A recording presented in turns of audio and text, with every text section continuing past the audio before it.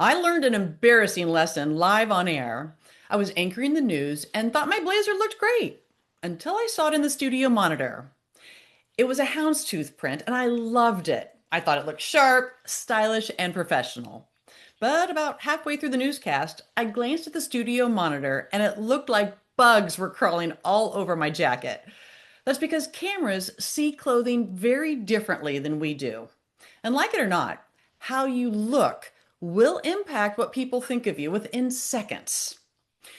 Busy patterns can look like they're moving on camera. Bright whites can reflect light in a bad way. And black near your face can make you look washed out. So, the guidance I give executives before interviews is this: stick with solid colors. Navy, dark gray, and jewel tones work best. Wear structured pieces with clear shoulder lines. And keep accessories simple. Doing a news interview isn't about fashion, it's about making sure nothing distracts from your message. If your team speaks to media or shows up on camera, providing clear wardrobe guidelines is one of the easiest ways to increase executive presence. If you would like more suggestions on how to look your best on camera, check out my latest newsletter. I'll drop the link in the comments below.